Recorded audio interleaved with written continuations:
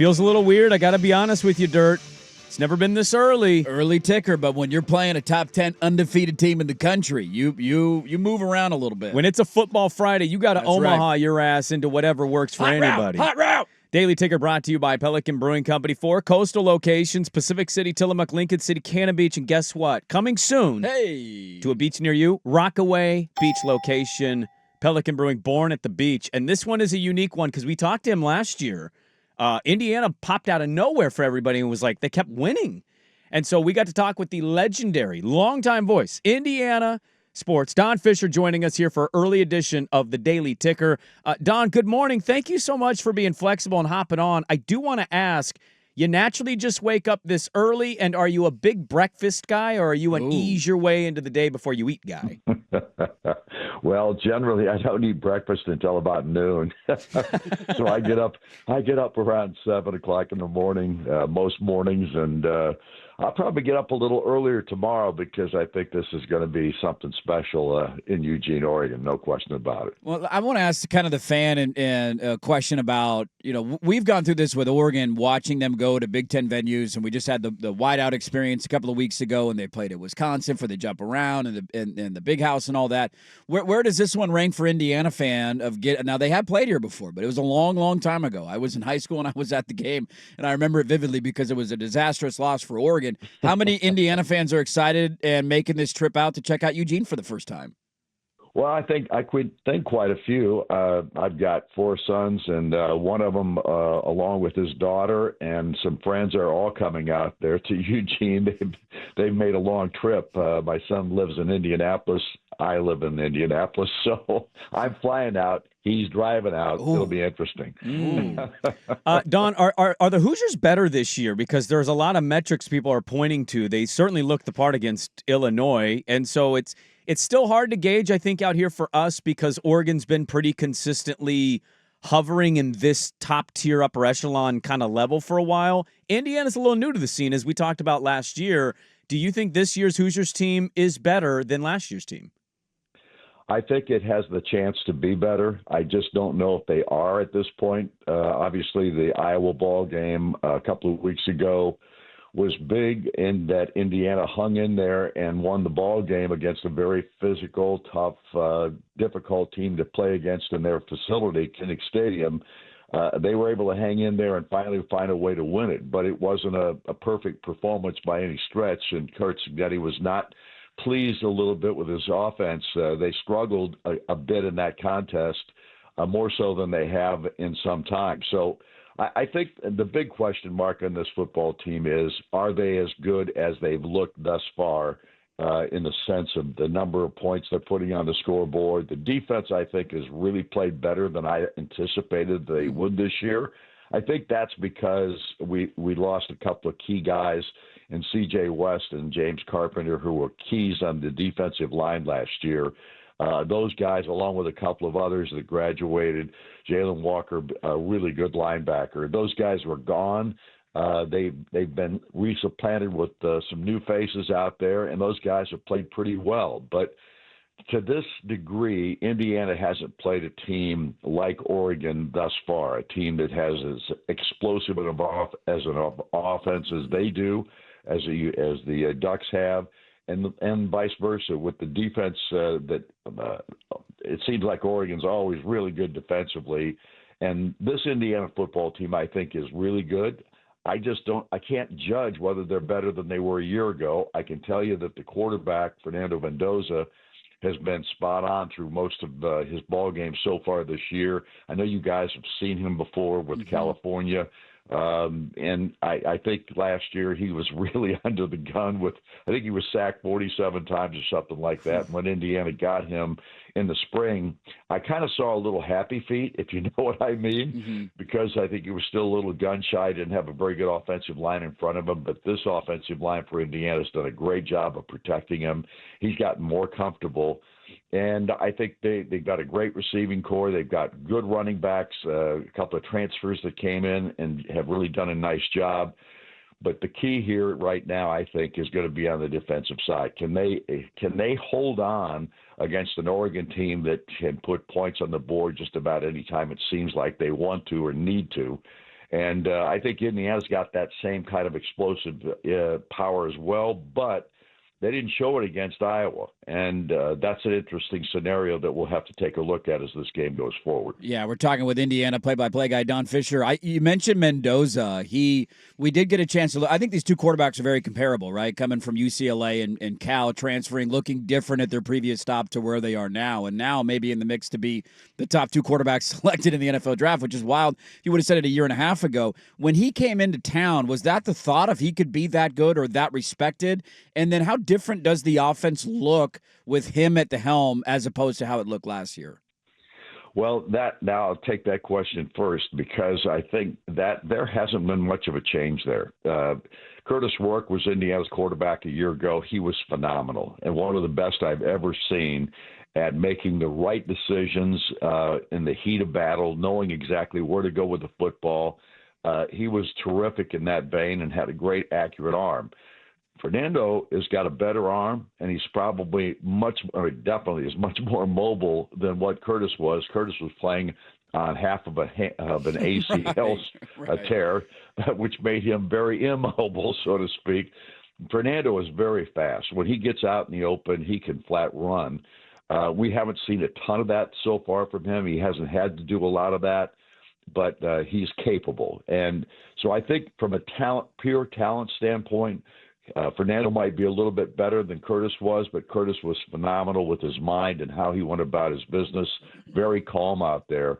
And I right now, again, we're still up in the air. There's still question marks about where Indiana's at this point. But I think their running game, I think the way the defense has played thus far gives them a great chance in this matchup. We may have asked this to you last year, Don, and I know the history of all of it, but when you have the surprise season that kind of captivates the country of like, oh my God, look at this little program that normally, to be honest with you, Don, I mean, no disrespect, Indiana used to come on my TV at 9 a.m. on ESPN, and I just didn't want to watch that game. It was never interesting to me. It was like, the basketball school's playing football. It's only the second year of Cignetti, but the success last year and the start to this year with a big game potentially on the horizon for them and what they can do this weekend.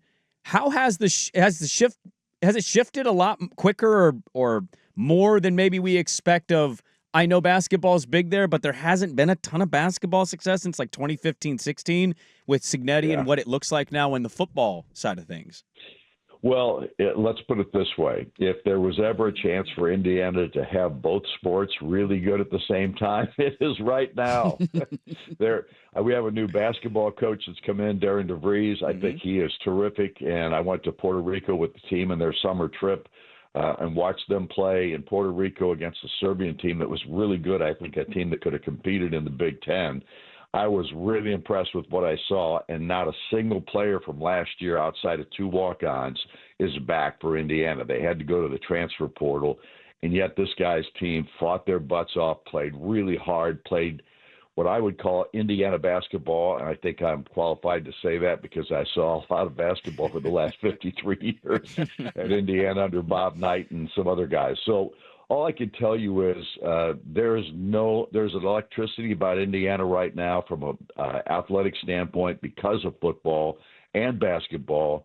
And I do think that this program has turned the corner as far as having both sports being really good at the same time. Yeah, I'm curious to ask you, a lot of people this week are leaning towards taking Indiana, at least with the point spread. I think the number has come down. It's about around a touchdown, and people think this is going to be a one-possession game. We saw Indiana in two of these kind of matchups last year. They blew everybody out, and then they would go against teams that were, championship caliber rosters in Ohio State and Notre Dame, and it just little overmatched at the offensive line and, on the line of scrimmage and that kind of stuff. How big is I don't want to do the moral victory thing before the game even kicks off, but just if this game is competitive and comes down to the final possession, how much confidence does that breed to the fan base, to the locker room, to the coaching staff of, hey, we can hang with anybody in the country and being excited about where the rest of the season is going to go? Well, and look, last year's schedule for Indiana played into their hands. There's no question. They did not play the schedule that some of the other Big Ten teams did, and they were able to take advantage of that. But at the same time, they went into this year, and a lot of people thought they wouldn't be as good as they were a year ago, and they went and took apart a team that was ranked 8th and 9th in the country at the time, Illinois, and destroyed them. So all I can tell you is I think Indiana can be competitive with anybody they play with, but can they get over the hump against a team like Oregon, or a team like Ohio State, those kinds of ball clubs? If they could win one of the games this year, because they play both Oregon and Penn State on the road. Penn State looks a little bit less like they we thought they were going to be after last week, but that's still kind of the mark that everybody at Indiana is trying to see if Indiana's gotten to that point yet. I've said all along, guys, that I think Indiana can beat anybody, and because of Curt Cignetti and his coaching staff, because these guys are really good, just like your staff with Lanning and their rest are really good. The question now is, can Indiana get over the hump against one of the better teams in the country? And the Oregon Ducks are that next test. That's going to do it football-wise. I just got a couple personal questions for you, Don. You have to use your voice to paint the picture for the crowd that can't get to Autzen or maybe has to drive around for a shift. We famously have a guest here locally. When we get him on in the morning, it's so early for him that he usually joins us live from the toilet. Is Don Fischer in his bed on the phone, or is he fully dressed, ready to get his day going? Guys, you guys got to understand it's 9:30 here. Yeah, touche. I've been up for a while. Okay, yeah, I've been up for a while. I've been on the toilet, but it was a long time ago. Okay, that's good to know. Thank you for clarifying. And are you a sheets tucked or no tucked? Because it's the one thing about hotels I hate is how tucked the sheets are. I hate having to use all my muscles to untuck the sheets. Yeah, trust me, I'm the same way. I hate the tighty whitey sheets in hotels. Amen. They're terrible. They are. They're absolutely terrible. Do you remember the I think it was 2004. Do you remember that trip out to Autzen? I do. 7 turnovers, 5 in the first half by the Oregon Ducks. Indiana won big time. Oh, Jerry DiNardo was the coach then. He only lasted 3 years at Indiana. He got fired after that season. Okay, Don, help us with this then, because I think Indiana ended up winning like one or none more games after that. Who was more shocked that day, right. Don Fischer or Duck fans? Oh. All I can tell you is that Indiana winning that ball game did not detract from the administration and the athletic director.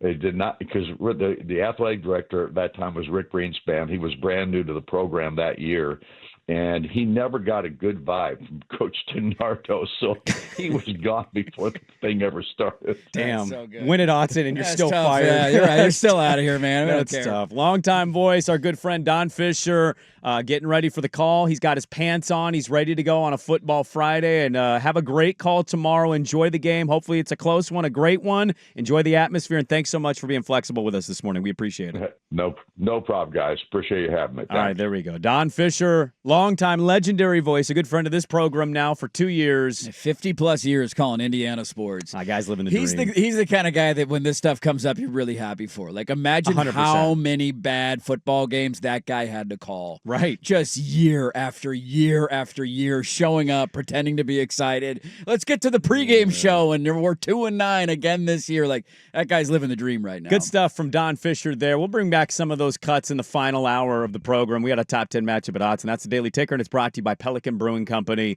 born at the beach.